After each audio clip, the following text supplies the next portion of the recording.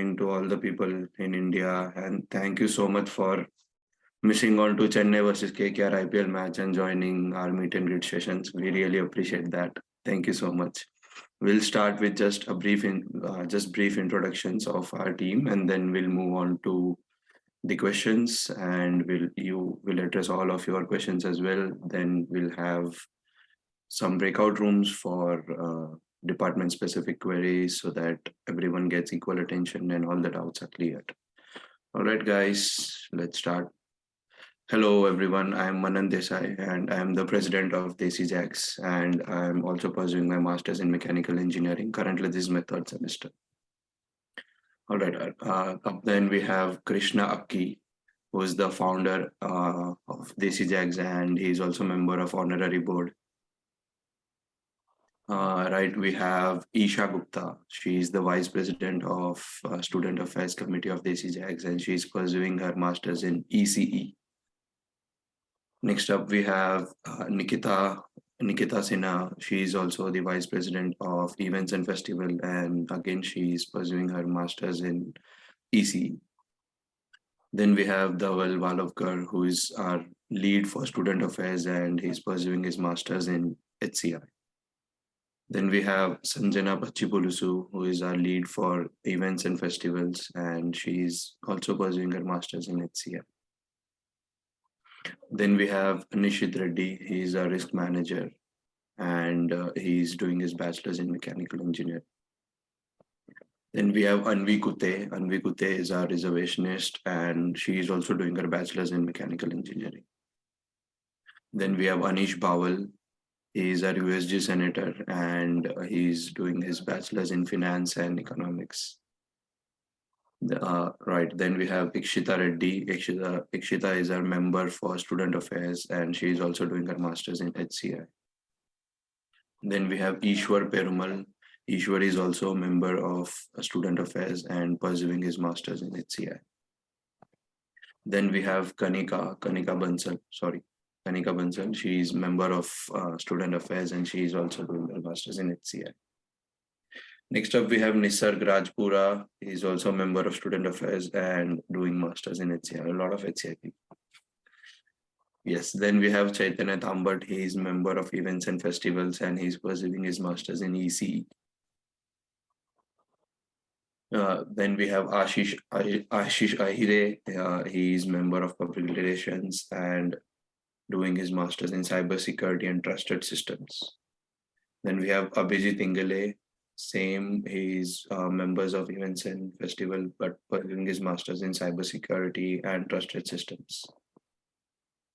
Next up, we have Shashank Dronamaraju. He's our members in alumni relations and doing his master's in HI. Then we have Adarsh Rohan. He's a member for events and festivals, and he's pursuing his master's in HCI. Next up, we have Hiren Dhakicha. He's a member of technical team, and he's pursuing his master's in HCI. Next, we have Kushal Pancholi. He's member for events, and again, he's doing his master's in HI. And last, we have Akshay Mane.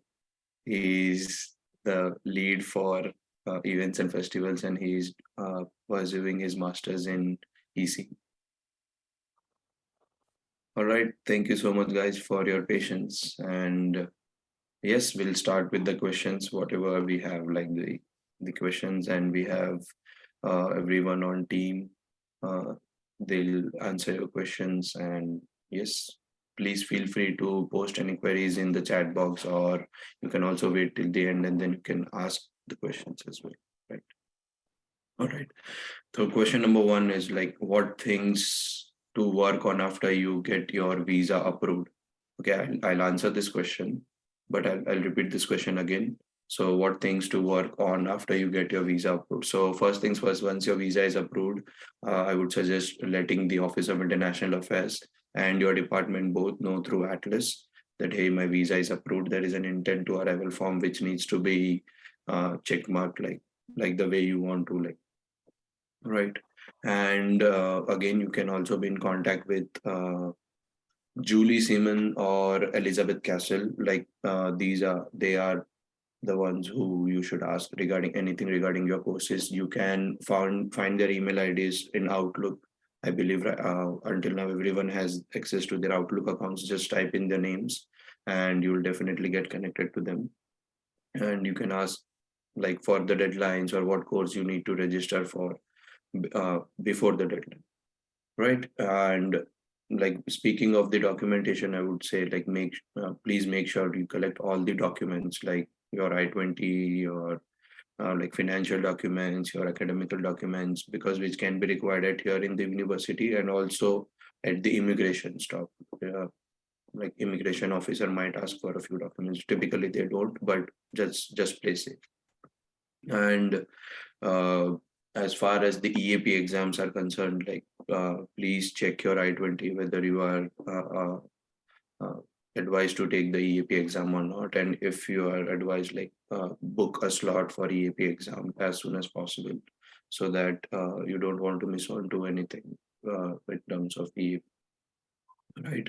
And yeah, like start looking for accommodation and flights, like whatever flights help you, and accommodation in gardens or whatever. We have already shared the accommodation list, and for more, like you can always check Desijag.com's FAQs. Like we update those regularly, and we try to just clear as many doubts as we can through that as well. Right. All right. Let's move on to the next question.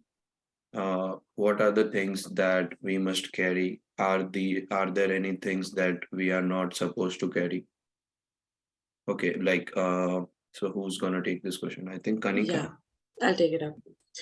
So, you guys we'll be sharing a list with you guys, and you will have all the details in that on what exactly you need to carry. But I can give you a general idea right now. So, you can carry around like 6 to 8 t-shirts, your pants, a pair of formal wear. You'll need a lot of that in college. You do not need to carry any winter clothing, as Indian winter clothing will not survive the winter over here. It's advised to buy it over here. You can buy it in the sale and you'll get very good quality as well. In terms of cooking, it's like always a good idea to carry a 3-liter pressure cooker, a non-stick pan, some spatulas, and like a medium-sized cooking pot or like a kadai. You guys, if you have already made groups with your roommates, you guys can discuss and divide the vessels so that the weight is equally distributed. In terms of cutlery, you can get it from here in case you're planning to use the dishwasher, since it has to be dishwasher safe, and you can get it in cheap from here from Walmart. Please carry like spices, whatever you feel like using for daily. That is essential and you will use that a lot. Carry all your important medicines and prescriptions, since medicines are very expensive over here. So make sure to carry that. Rest everything can be managed over here. There'll be more miscellaneous items and you will see that in the list. But I would suggest like start preparing and gathering items from now on, since there's a huge list, and do not wait for the last moment. Yeah. All right. Thank you so much, Kanika. Yes. Moving on to the next question, like how to pay the buzzer bill and when it will be due. Dhaval, would you like to take up this question? Yeah, I'll take this question. You can access the Bursar bill from one.iu.edu, where you can get once you sign in with your current college email ID and like university email ID, you'll get an option of view and pay Bursar bill. If you search it in the search box, you'll get a tab for which says the same. And once you get on that tab, there would be a panel on the left side where you can see different options, and there would be an option of make payment. There are possibly 3 options that you can like do the payment by. There's Flywire, Pay My Tuition, and there's one more. But usually students prefer either like pay my tuition or fly wire, because that's the most compatible thing that people that loan the banks that you take the loans from, they want to get the details from that portal or something. So I think you would get a PDF kind of document from either of those once you do that, and you might have to share it with the loan, or you might have to fill a different form from the bank that you took the loan with, and they'll just transfer the money right away directly to the university. So I think that would be also, and also you can do multiple payments. It's not required to do one like full-time payment once. You can do multiple payments, but try to do it before the deadline, because if you extend the deadline, they might ask you to like charge you some fees, like on percentage basis to recur the late fee, something like that. Right. Thank you so much, Dhaval. Next question we have is how do we register for classes? I think Chaitanya would be Yeah. suitable. So to register, yeah, sure. So to register for the classes, just go to one.iu.edu and log in with your email ID and password. So instead of email ID, just write in your user ID. It doesn't require that iu.edu extension. And once you log in, search for class registration, and you'll see just a tab. Once you search for it, you'll see a tab saying class registration. Just click on it. And then you'll be having a page with a lot of filters. If you have any filters, just write those down and just click on search. You'll see all the list of courses that you should take. If you know which courses you're gonna take, just select them, click on enroll, and you'll just enroll in those courses if you don't have any holds.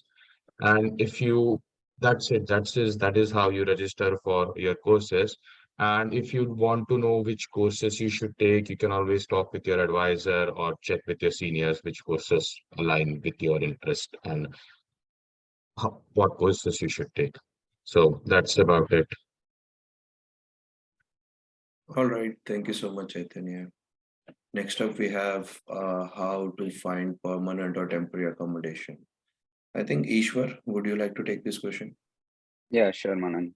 So when it comes to temporary or permanent accommodation, right? So first, I would suggest you to look at Facebook, like Desijags group. They'll be posting like any vacancies if they are available. So why I would like suggest to start with this is basically if there are only two vacancies available, like with seniors or something, I would say don't keep any holes on like moving with seniors. It's not like we have to stay with our batch people only. It would be a good experience even moving with seniors.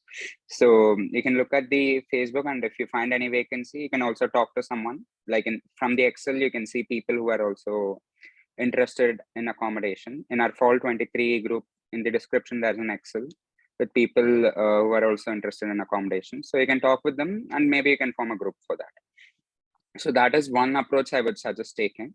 Also, other than that, you can also actually manually go to the apartment website and also fill out a form.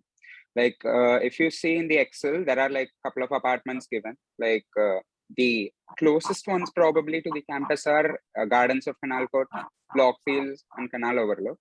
But then if the vacancies are also filled there, it's not like you should specifically restrict yourself to that apartment. You can also look at apartments which are kind of nearby to the campus also. Maybe not apartments which are very far away, but kind of nearby to the campus is what I would say. So you can also form a group of 4, and then you can actually go ahead and you can submit applications. So the fees would vary, like depends on the apartment. You can now pay the amount through the credit card or something, like just the application fees I'm saying in this data. Yeah. So other than that, if you even like after all this, like if there are difficulties, and if you don't actually end up getting any like permanent accommodations and you are in need of some temporary accommodations, right, you can always reach out in the group. So in Desijags group, if we find any, we can always direct you to any seniors, like maybe who are offering temporary accommodations, or we can figure something out. So yeah, you can do any of these. Yes. Thank you so much, Ishwar. The next question is what are the immunization requirements? How can we take these vaccines? Does health insurance cover them? I think Krish, would you like to take this question? I think you're Yeah, sure. So immunization requirements, let me share my screen. I think it's better if I show host disabled. Okay, never mind. So like immunization requirements are by the college, like you have to take Tdap, 2 doses of varicella, 2 doses of MMR, and like the chickenpox, meningitis, and HPV vaccines are optional. But we can share the list of the list of the immunization requirements are the vaccines that you need to take. But like I said, these are not the immigration requirements. These are the college requirements. Like a lot of people get this question that if they don't take vaccinations, they won't be entered inside the US, which is not the case. You can enter the United States without taking these vaccines also. So like, because IUPUI mandates international mandate the international students to take the international insurance, which is the student insurance. You can take all these vaccinations for free at IUPUI. So you don't have to take these vaccines back in India. But if you can take, like if you have a hospital that you can go to or a doctor that you know, you can take the vaccines back in India as well. But you can take the vaccines after you come here for free. So one more thing is like, because a lot of these vaccines are administered to you as a child, if you have already taken those vaccines and you have the documentation for that, you can upload the documentation in the MedProctor. We can share the link in the chat or in the group again. So IU has this MedProctor portal where you can upload your documentation of vaccination. So if you have taken them as a child and you have the documentation, you can upload and your vaccination requirement is met. But if you have taken and you do not have the documentation, you still have to take the vaccines. If you haven't taken the vaccines or you don't have the documentation, again, you have two options. Either you can take it in India or you can come here and take. If you are taking it here, you have 1 semester time to meet your immunization requirements. So you can complete taking the vaccinations anytime in your first semester. And so one thing I would like to note is like the vaccinations are free, but sometimes they administer a test to verify if you have already taken the vaccinations in the past or not. So that test is charged. So if you have any questions, it is okay to take the vaccinations again. So a lot of like, if you took the vaccinations as a child, it's been like at least close to 20 years, right? So it is fine to take the vaccinations one more time. But if you want to check, you can take the test, but the test is charged. And it's nominal charge, I think, around $25 to $30, not more than that. Yes, thank you so much, Krish. All right. Moving on to the next question, like, are there any clinics or hospitals that accept IUPUI health insurance? How do we claim the insurance bills? Okay. Anish, would you want to take this question? Yeah, sure. So, building upon what Chris Bro just said, we do get the best insurance for us as a international student, which is the IUPUI International Insurance. And there are many clinics around. So for vaccines, you can go to Coleman Hall, which is on campus, and the vaccines would be registered to you for free. But again, if you take the test, it would have some charges, which are known as deductibles. So there are 3 components to the insurance, which is what your plan would cover: a deductible and copay. So copay is like a flat dollar charge, like it'll be a flat rate based on the service you take, and deductibles are what you have to pay after your insurance covers most of it. And other than that, there are many clinics around IU because there are IU health clinics, Eskenazi hospitals. So yeah, there are many clinics around IUPUI which you can go to, which accept the insurance. All right, thank you so much. Moving on to the next question, which says, are there job portals or online listings where TA or RA or GA or campus jobs are publicly listed? Or there are any other specific ways of going about this? I think Ikshita, you would want to take this up. Yes, Manan. So I'll first explain what TA, RA, and GA are. TA is the teaching assistant. Supposedly you're a master's, I mean, most of you are master students. So you will be assisting a professor. So that is a TA role of a TA. RA is a research assistant. Supposedly you're working at any of the labs out there in IUPUI. GA is either the graduate ambassador or the graduate assistant. Um, Generally, the RA for at least Luddy School of Informatics students is given in their admit as 10 hours of employment on campus, more or depending upon your department. HCI people are given 10 hours. HI is given a variable hour. So you really need to check your admit, and you can mail Julie or Elizabeth about this. Further, if you really want an RA position in with some specific professor, you need to mail them that you are really interested. Do not expect a reply immediately. They are really busy, so they wouldn't reply. You will have to keep following up, that too at the right times. That's when there is a chance they might reply. After numerous mails, also there's a good chance they will never reply you. But if there is some really good area of interest which you really want to pursue research in, please try mailing the professor. It works out.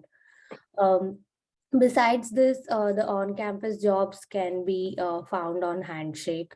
You will get access to Handshake as soon as you enroll in your courses. Start looking for your on-campus jobs on Handshake, because if you come here and start looking for an on-campus job, it is a little late. Uh, Besides this, if there are any seniors who are currently working in tower dining or parking, you can always ask them to refer you. That actually helps, and a lot of us have got jobs on campus like that. And yes, the various places in where the on-campus jobs are available are library, campus center, parking, UITS, catering services, tower dining, and more. And there would be a lot of part-time job fairs as part of weeks of welcome. So make sure to attend those all. Yes, I think I have covered everything. All right, thank you so much, Ikshita. Next question says, what is the process for applying for on-campus jobs? I guess again, Ikshita would be the one who can take this up, right, Ikshita? Yeah. So the process is you have to upload your resume and cover letter. People do read cover letters here for on-campus jobs, left for the natatorium and all that. So be mindful of what you're putting in that and to highlight your skills. The resume need not be very professional. Having said this, don't upload a resume which is 6-7 pages long. It's expected for you to upload a 1-page resume. So do that, and you can even drop a small note to the recruiter who is applying to the position you're applying on Handshake. If supposedly I was to give you an example, if you're applying for a swim coach in natatorium, you can highlight that I was the state level champion of my during my undergrad. So something like that, that will highlight your skills.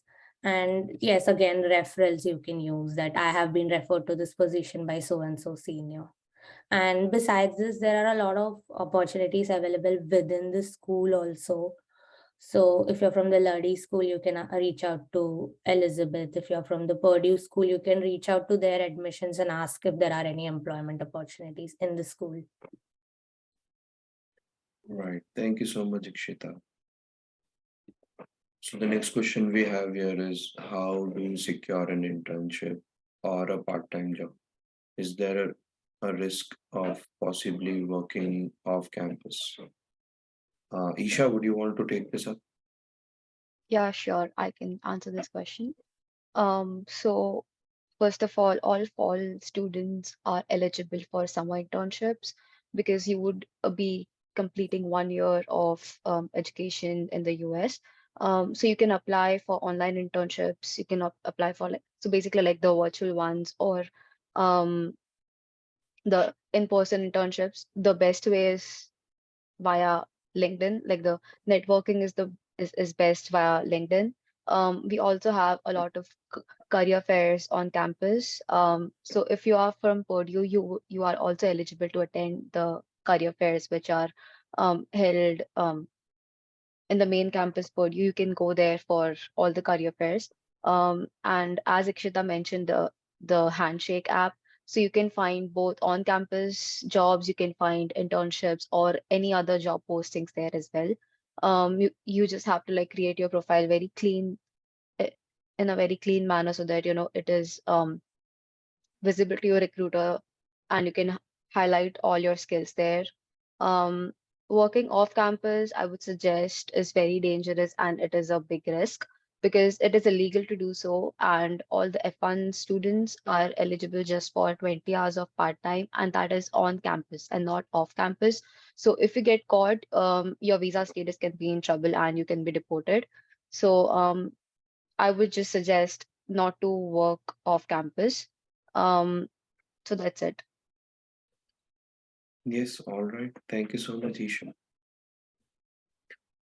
Next up, we have what are the living expenses? I think Kanika, would you take this question? Yeah, Manan. So there'll be a few recurring costs that you'll have every month, and that would include your rent, Wi-Fi, electricity, grocery, SIM cards, and like social outings. So let me just give you a brief idea about how much would you be spending on that. It varies and it is subjective, but the rent would be around $200 to $500. It depends which apartment you stay at and how many people are living in the apartment. Wi-Fi would cost you around $50 a month, which can be divided between your roommates. Electricity would range from about like $140 to $180. Again, that depends on how you consume electricity and how many people are there in the apartment. In winters, the electricity cost is a bit more since we need to use the heating a lot more. Groceries, again, subjective to what is your eating pattern, like how often are you eating outside or how much are you cooking at home. It can cost you about like $70 to $100 a month. SIM cards, there are a lot of family plans that you can opt for and you can get good deals. Like Mint Mobile was offering a deal when I took my SIM card. So I got like 6 months of plan for like $70. So yeah, that varies. And other would be like your social outings. That again is subjective, how often you go out and how much you're spending on eating outside. So this is like a general idea. And if you get an on-campus job, you can cover like your rent, most of it, and the other can be from your loan or if you are financing yourself. So yeah, again, that depends on how many hours of job, how many hours you're working on campus and what is your hourly rate. So All right. yes. Thank you so much, Kanika. All right. The next question we have here is how do we buy a SIM card in the United States? What is preferable, a family plan or a prepaid or postpaid thing? Okay. I guess Aishwar, would you want to take this up? Sure, Manan. So yeah, so when it comes to buying a SIM card in US, like before that, I would suggest, but like before coming to US, just make sure that you have a roaming service on your SIM card so that you will be actually able to text on WhatsApp and make WhatsApp calls. Like I'm just talking about the distance from the cab to the place of accommodation. Like maybe it'll be helpful for you then. So yeah, so we'll move to the SIM card now. So for buying a SIM card, there are like various options. Like you can actually get into an existing family plan. So how a family plan and how a line works is there'll be like 4 to 8 people almost. So what you can do is you can actually text in the group and you can ask them like if there is anyone looking for members to join in a family line or something like that, because it would be beneficial to all the members in the line, because as more members get added on to the family line, the cost also, overall cost also reduces for the individual. So I would say you can message and try it out. Like, I mean, it might or might not work out. Like it would be in AT&T and it would be in T-Mobile also. So people might be looking for it. So let's say it does not work out and you would like, you're like planning to buy an individual SIM, right? So for buying an individual SIM, you would just need to take your passport and probably I-20. You can visit any store like Leica or T-Mobile or even AT&T. AT&T is a bit on the expensive side if you're not getting into a family plan. So I would suggest you can go to Leica or like even like Mint Mobile, right? So both of them would have some several good plans.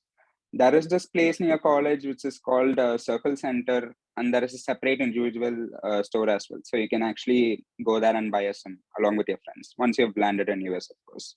So those are some options like in like while buying a SIM. So when it comes to line strength, I would say like both AT&T and Leica are better. I mean, not even Leica. I would say AT&T and Mint are very good in line strengths is what I would suggest. So yeah, so just remember the part about like getting like this roaming plan before coming to US, because I did not do that and I had to rely on like airport Wi-Fi and mall Wi-Fi before I got a SIM. So that's something to remember.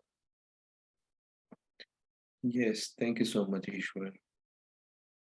So the next question we have is, can we give the EAP test from India? What is the process of registering for the EAP test? How much is the cost of EAP?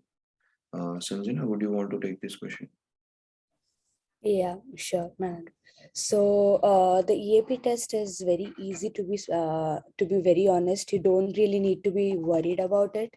It's a very basic English exam, basic grammar questions and basic stuff. So you can register it from India before coming to USA. You can take it from India as well. You can come and take the test over here as well. The cost for the test is like $52 and it's a one-time fee. So you can take the test, I guess, for 2 or 3 times if you don't pass it, but it's a very easy exam and you don't really need to worry about it. And the material for the EAP test has been already sent on the group once. We'll also forward it once again on the group. If any of you have missed it, you can just go through and refer through the whole document and you'll get the basic idea on how to prepare for it. So don't worry about it, you'll get through that as well. All right, thank you so much, Sanjana.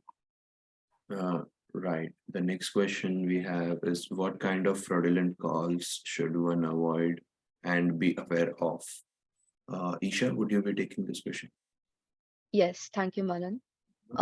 So once you land in the US and once you take your phone number, you would receive multiple cybercrime calls, which initially you would think are legitimate, but they are not. So let me tell you a bit more about it. So there are the roommate scams, the immigration visa scams, the scams, taxes, identity fraud, multiple. So they call you up saying that they're from the immigration department or any particular department from the government, and they ask, and for example, they can say that your visa status has been revoked or it is in danger, and then they indirectly start asking for your personal details, your passport number, your SSN number, and then they try to ask for money. So there are some people who kind of get caught up in the scam and they end up paying a lot of money. One of my friends, she ended up paying $3,000 and then we had to report to the police. So just in case you receive these kinds of calls, just hang up on them and don't respond to them, or just don't end up giving your personal details. They will so any official call from the government, you first of all, you wouldn't get any official call in this particular manner, and even if you do, they wouldn't be asking your details on the phone. They would send you a letter or something, an email. So Just make sure that do not reveal your personal details, and especially your SSN on the phone. Right. Thank you so much, Isha. Next question we have is how to get a state ID, how to get a driver's license in the States, how long is the international driving license valid, how do we rent a car in Indianapolis? Please share some resources. Prerequisites. Oh, okay. Good question. Yeah. So I'll take this question up. Right. So in order to have a state ID, you need a social security number first. A social security number is something which you get from the social security administration once you have an on-campus job. So after you get an on-campus job, you get a letter of joining, and then you get a letter of social security letter request from the Office of International Affairs, and then you can apply for the SSN number. And once you have your SSN number, you can use your SSN and your I-20, your most latest I-94, and a few proof of address like your lease copy or a few mails that you get at your apartment, and can apply for the state ID at the PMV office. And the usual time is like 6 to 8 weeks to arrive at your apartment. So that's how you go for the state ID. When it comes to driving or driving license, I would highly recommend everyone who already has their Indian driving license to please bring your Indian driving license to the States. It will really make your life easy in securing a driving license here. And for those who are just confused, like should we have an Indian driving license or not yet, I would recommend, yes, please get an Indian driving license as soon as possible.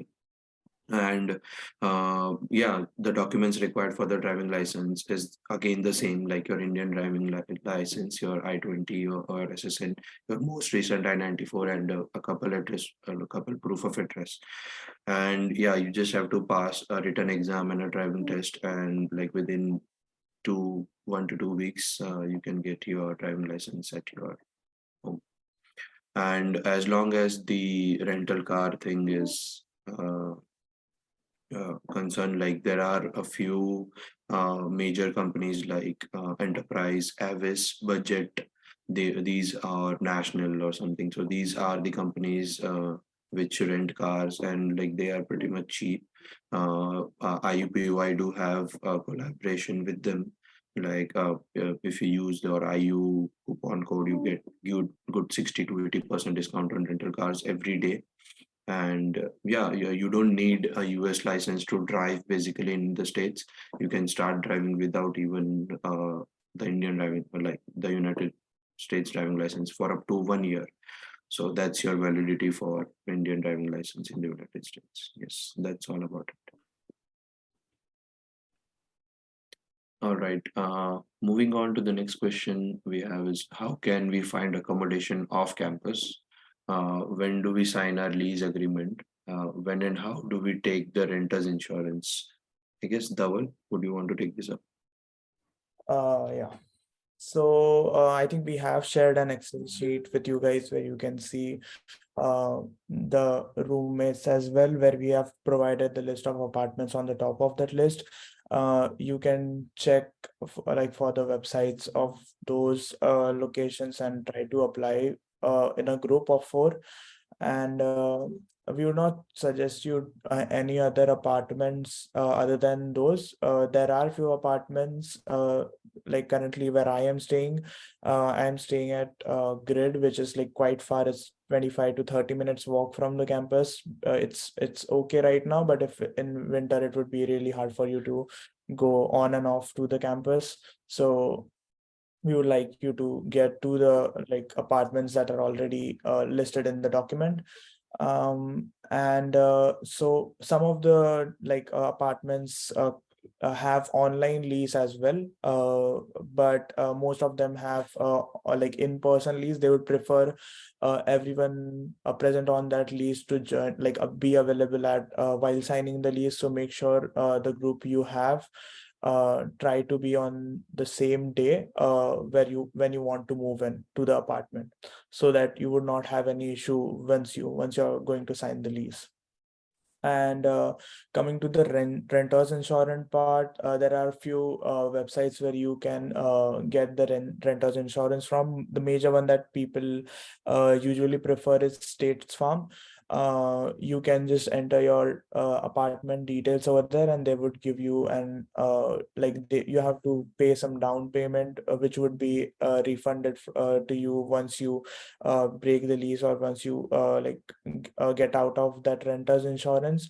But I think you would have to pay anywhere around $15 to $22 max in a month, which would be eventually divided between the four of you guys, or the number of people that you are staying with. All right, thank you so much, Dhaval. Next up, we have, are there any scholarships available? How can we apply? Yes, Krish, would you want to take this question? Yeah, sure. So most of the scholarships are provided with the admission letter itself. So if you have not received an admission letter, a scholarship with your admission letter, then I'd say there is a very less chance that you would get a scholarship for like after you join here. But there are other types of funding available, like Ikshita mentioned earlier. You can approach for RA, TA, or GA positions, which will give you funding.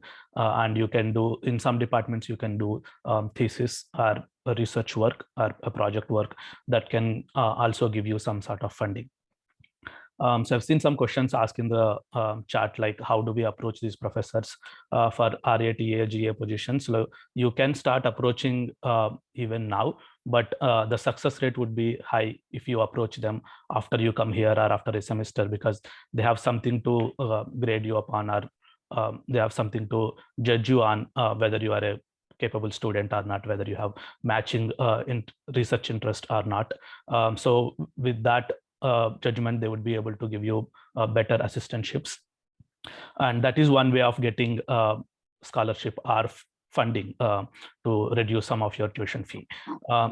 But other than this, you still have some department specific scholarships, like John R. Let me read it out. I just don't want to miss the name. So this is John R. Gibbs Scholarship, that is from SYC, and there are other department specific scholarships as well. The amount might be lesser than what you might expect, like it would be somewhere around $1,000 to $2,000, but it's not like a like what I meant was, like, it's not too much, but it's still something that you can still go for. And if you get some sort of scholarship, that will still lift your spirits up, and also reduce some of your living expenses or tuition fee. So these are the three main ways where you can look for scholarships, but you can also look for 1.iu, like scholarships on 1.iu.edu. But most of the scholarships that are posted on the portal are federally funded, like they are from, so it's called FAFSA, so they are funded by federal government, which we are not eligible, because they need green card or citizenship to be eligible for. But you can still look into those scholarships, and if you find anything that matches with your profile or with your visa situation as well, then you can go ahead and apply. And if you have any questions on whether you can apply or not, you can always reach out to one of the Desijags members, and we can help you out with that. All right, thank you so much. Yes, next up we have, does IUPUI provide any pickup service from the airport? How can we reach our accommodation from the Indy or Indianapolis National Airport? I guess, Dhaval, would you want to take this up? Yeah. Okay. So I think OIA has also already given out a form which is already available in your Atlas. If they have not done as of now, they might do it in a week or so. You would get an application, like information, where you can enter your details and pay the fee for the airport transportation that they are going to provide. I think you can write down the dates right now. There are 2 dates that are confirmed as of now, on which they are going to provide transportation from airport to the accommodation that you're currently that you're planning to stay. So it's on August 7th, which is a Monday, and it's on Friday, August 11th. The timing, there are 3 shuttles on each day. The timing would be from 9:30 p.m. The second shuttle would be on 11 p.m. and the third shuttle would be 12:30 a.m. And it so the fees is I think the fees would be about $20 plus few tax fees. So I think it would go around $30 max. And if you plan to cancel it, they would also charge you about $6 for that, like for the charge of cancellation. So there are few locations that they have currently selected to provide transportation to. There's Canal Square apartment, there's Canal Overlook apartment, there's Lockfield apartment, Gardens of Canal Court, and Indiana Avenue apartments. So if you're planning to stay in any other apartments apart from the listed ones, you can also let us know about it. If you are planning to like come at the same day, and if you're not planning to come on the date that are suggested, we'll try to manage something for you guys from our end. And we also have a front desk, like there would be a number available for you when you reach here. So if you have any issues regarding any transportation issues, or if you don't know where to get out, or how any issues when you reach here, you can just directly call to that number, or you can contact any Desijags members. We would be there to help you guys at any time of the day. And yeah, that would be it. Right. Thank you so much, Dhaval. Moving on to the next question, which is what are some recreational facilities available at IUPUI? How can we join any sports or cultural clubs? I guess Hiren, would you like to take this up? Yeah, sure, Manan. We have campus recreation fee is $50 per semester, and those who are living on campus, it will be included in your housing fee. But for those who are living off campus, they can pay at the campus center or online, and it will be included the campus center gym, natatorium, and all classes conducted, and also NIPS. And apart from that, they also have a dance club, and also IUPA has a cricket club and badminton club. And to know more about the all other clubs, they can search on the spot. All right. Thank you so much, Hiren. Yeah. Okay. Moving on to the next question. How do we get free access to any upskilling sites such as Coursera, Udemy, etc. through our IU email ID? Yes, Ashish, would you want to take this up? Yeah, man. Uh, by the help of the IU email, we can access the LinkedIn Learning. You just have to go to LinkedIn and click on the LinkedIn Learning part so that you can access it through your IU mail. And also you get access to the Adobe Learning. You can get access to that through one.iu. It's in the UITS site, I think. And also you get access to the Coursera through the IU email. All right. Thank you so much. Okay. So the next question is what facilities or offers do we get to avail of on our student ID card? Okay. Eh, And what are the insights on the Crimson card? What what is it and how do we use it? All right. I guess. Ikshita, would you want to take this up?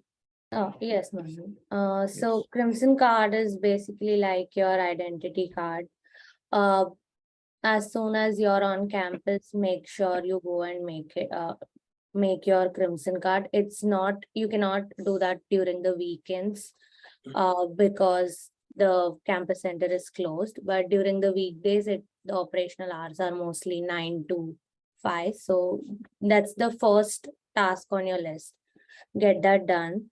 And there are two components in the Crimson card, that is dining dollars. If you happen to take the meal plans of tower dining for your meals, for the people who are going to stay on campus, it's mandatory. So you will be getting dining dollars. And besides that, you can also load your Crimson card with Crimson Cash. You can use the dining dollars on campus in any of the food outlets and on the campus center. So there is like Panda Express, Einstein Bagels in Luddy School and other places. And besides this, there are also a lot of outlets around the campus. That is Subway. Those places also you can use your dining dollars. And you can use Crimson Cash also in Kroger's in case you're going for any grocery shopping or anything. That's where you can use your Crimson Cash. All right, thank you so much. Okay, moving on to the next question. Any offers or sales you could name where we can look for furniture as well as electronics? Yes, Ashish again. Ashish, would you want to take? Yeah.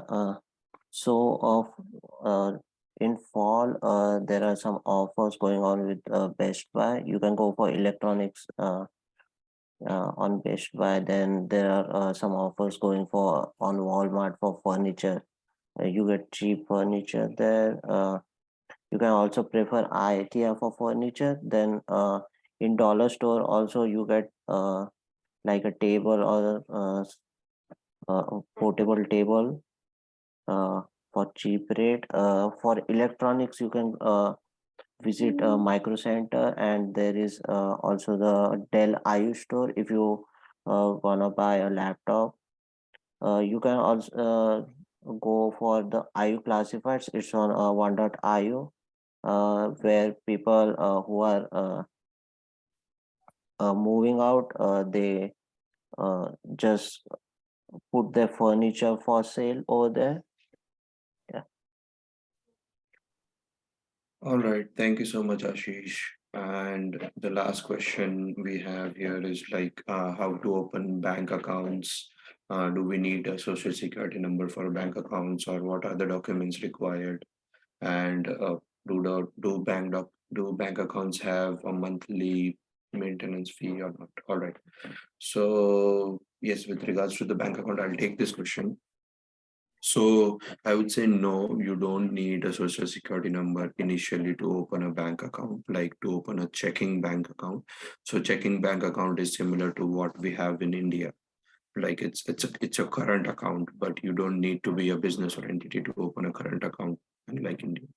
So yes, and you just need your I-20, your most recent 994, and a few address proof, like just the way we need it for state ID or driving license, and then you can just take these documents to the banks.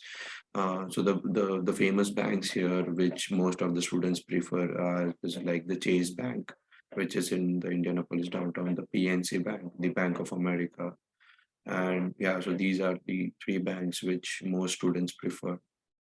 Uh, Chase does have a monthly maintenance charge of $12 if the direct deposit is not $500, or your average balance for the whole month goes below $1,500. But PNC and Bank of America do not charge this for students.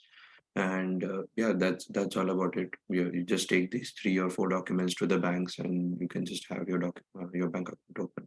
But make sure one thing, that you have access to your United States cell phone number before you open your bank account, because you might want to add your phone number as well for the net banking. So yeah, that's all about the bank accounts. All right, I think we have a few more questions before we proceed to breakout rooms. All right. Let me just read out the questions. Yes. Could you please elaborate the crime scene in India and also near the campus? I've seen that India has much higher rate of crime, theft, and gun violence, plus the effect of some community, and that is true as compared to other states or cities. Is the campus safe of Indian and any incident which might have occurred involving Indians? All right. Okay, I'll take this question up.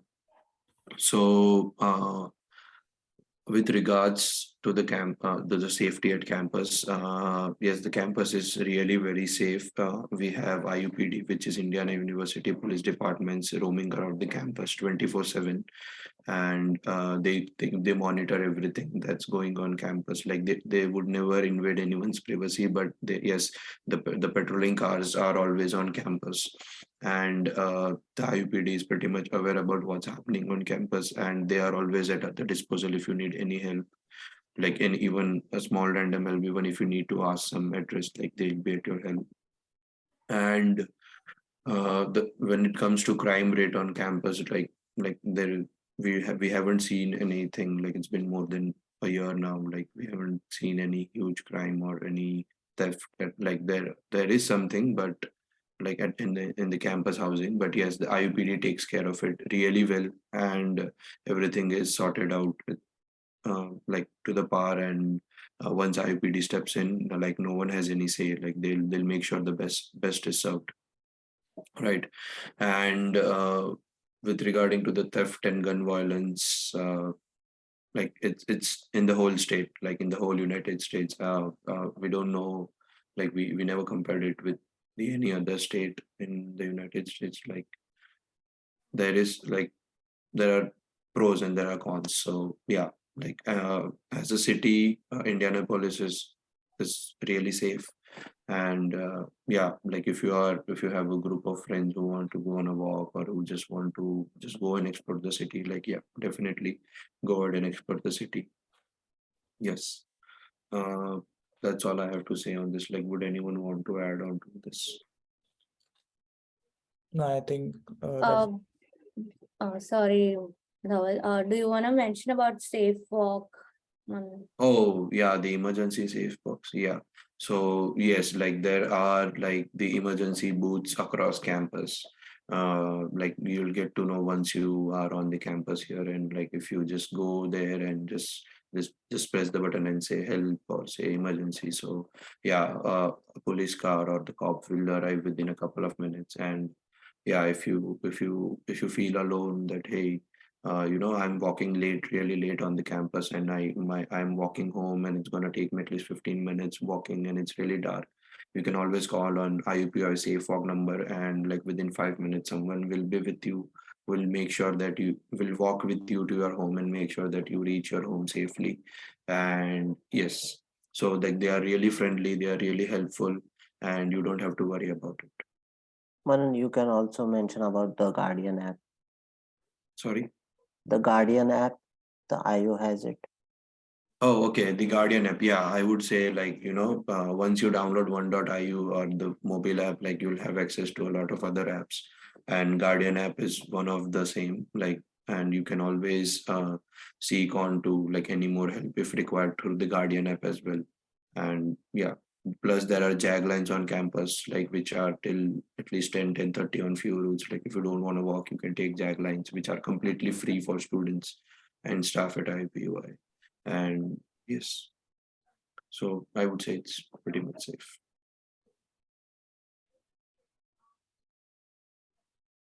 All right.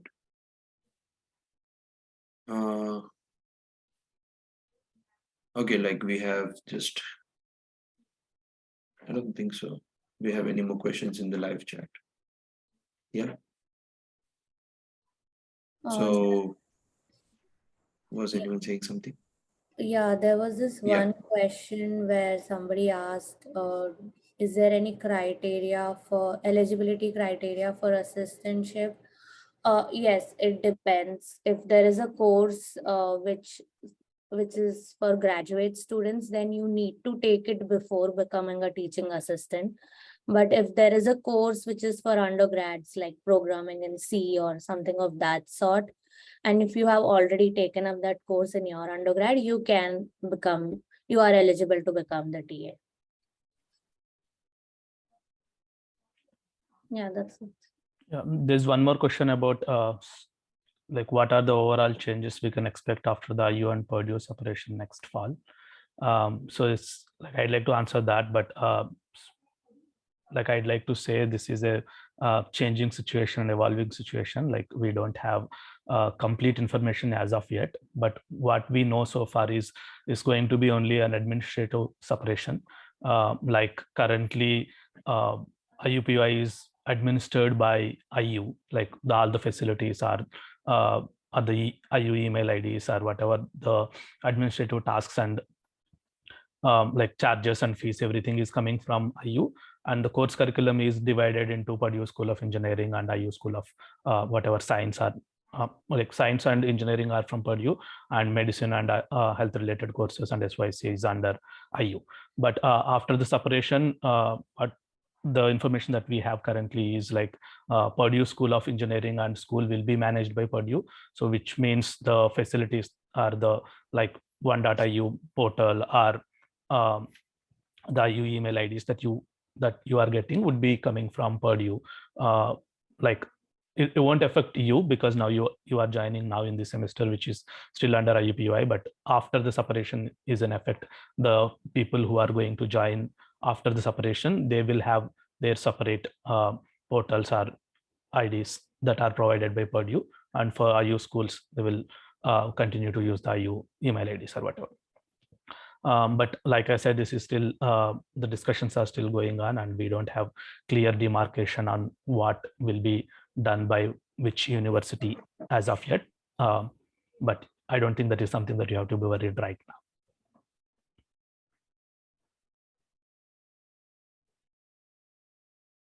Yes, thank you so much, Ganesh. I think all the questions, if they are answered, we can now create the breakout rooms.